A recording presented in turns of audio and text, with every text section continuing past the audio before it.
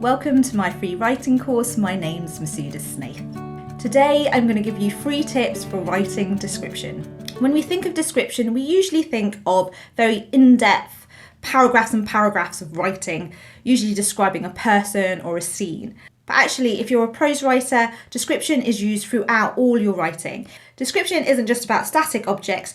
You might want to describe how a feather floats down through the air, or drifts down through the air, or shuffles down through the air. The last one doesn't work, so don't use that. You might want to talk about someone having a sassy walk. You might want to describe someone's very intense way of talking. You might be describing someone's body language.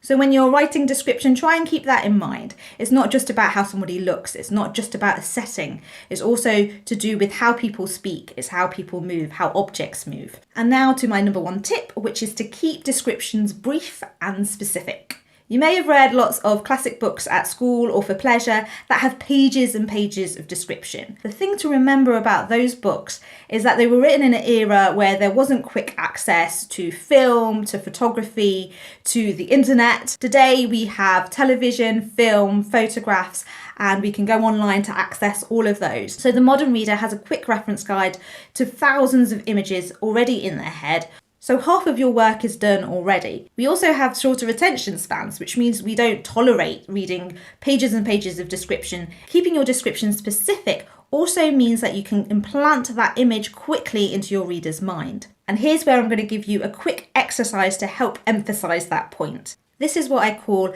adjective overload. So grab a piece of paper and pen and just quickly write down, she wore a jacket. Now what I want you to do is just write as many adjectives as you can think of that can describe a jacket. For example, tattered, torn, red, beige, long, biker, vintage. I'll let you think of the rest. Now that you've got your list of adjectives, just put a star next to your favourite adjective.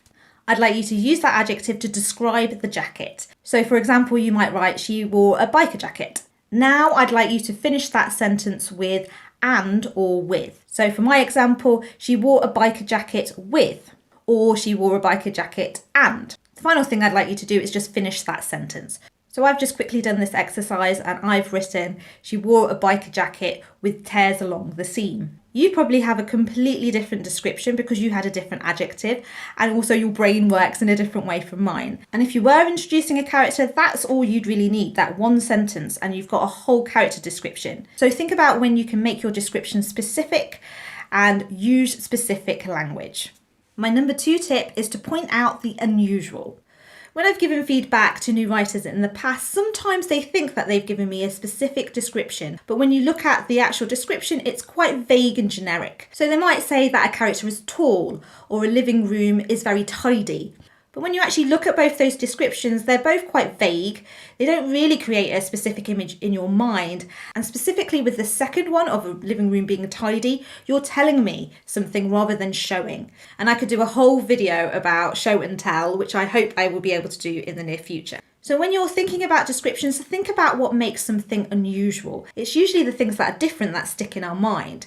So you could write that somebody has brown brogues. Now that is specific in the sense that you're not just telling me someone's wearing shoes, but you could still make that more memorable by pointing out what is unusual about those shoes. So for example, instead of writing brown, you might put that they are scuffed brogues, or brogues that have been shined so much that you can see your reflection in them. Both of those descriptions are pointing out something unusual, and they also say something about the character of the person who is wearing those brogues. So another thing you can do, and is something that I do, is that whenever you meet a new person or someone unusual passes you in the street, write down 3 things that make them different.